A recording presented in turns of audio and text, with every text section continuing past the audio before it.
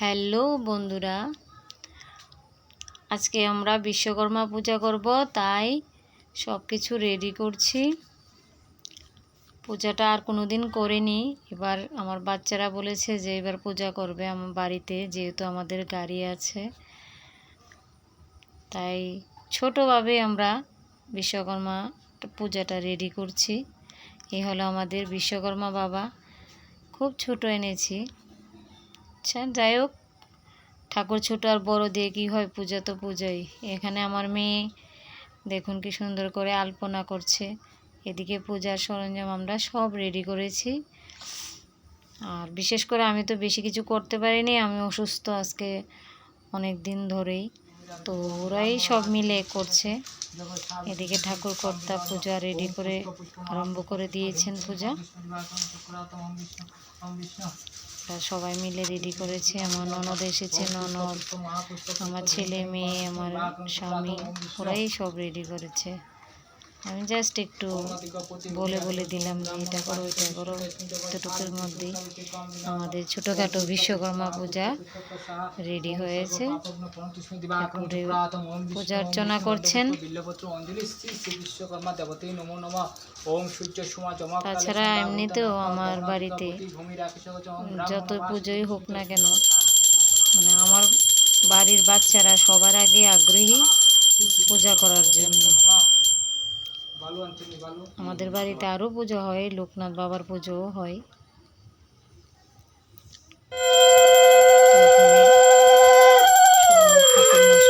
পূজা করছেন, পূজা অর্চনা চলছে।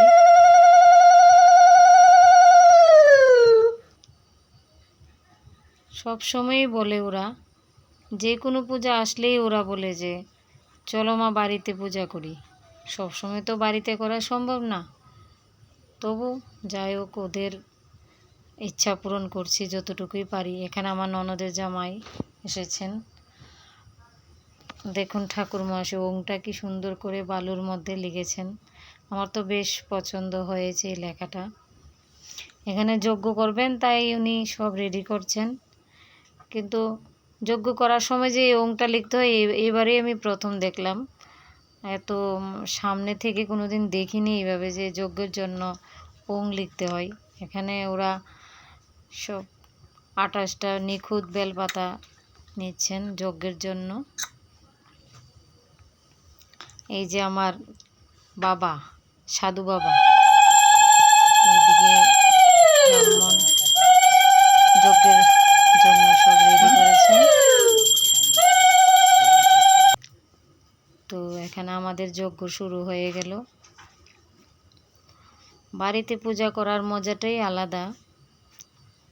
তো একটা কি হয়, বাড়িতে পুজো করলে আর কোনোখানে যেতে পারি না। অনেক জায়গায় ইনভাইট ছিলাম, কিন্তু যেতে পারিনি।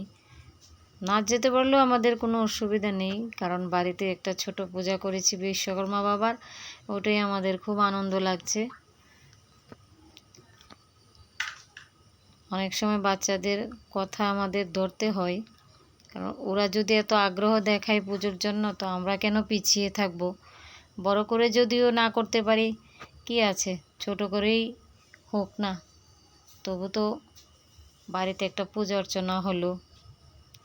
আর সত্য কথা, আমি কোনোদিন ভাবিনি বিশ্বকর্মা পূজা করব। যাই হোক, বিশ্বকর্মা বাবার আশীর্বাদে ছোটোখাটোভাবে পূজাটা করে নিলাম। উনি জানেন সামনের বার আমাদের উপর আশীর্বাদ বর্ষণ করবেন কিনা, তাহলে আশা করব সামনের বার যাতে আর একটু ভালো করে করতে পারি। তো আমাদের এখানে অঞ্জলি নেওয়া হচ্ছে। অঞ্জলি নেওয়ার জন্য আমার দেওর, ননদের জামাই, মেয়ে, সবাই, স্বামী, সবাই এখানে প্রস্তুত। এখানে প্রণাম করেও তো একটা মন্ত্র বলতে হয়, ওটাও চলছে আমাদের। যাই হোক, পূজাটা আমার খুবই ভালো লেগেছে। তো এখানে আমার ঠাকুর মহাশয় যজ্ঞ শেষ করে ফেলেছেন। তো এখন আমরা সবাই যজ্ঞের ফোঁটা নিচে, এই যে আমার স্বামী, উনি সবার আগে নিয়েছেন ফোঁটা। এই আমার দেওর, এই যে আমাদের ফুচকি মা, এক এক করে সবাই ফোঁটা নিচ্ছেন। তো এদিকে আমাদের গাড়িটা ঠাকুর মহাশয় যাত্রা করছেন। বলল যে পেছনটা খুলে দিন, তো ইঞ্জিনের মধ্যে উনি শান্তির জল, সিঁদুরে ফোঁটা দিচ্ছেন।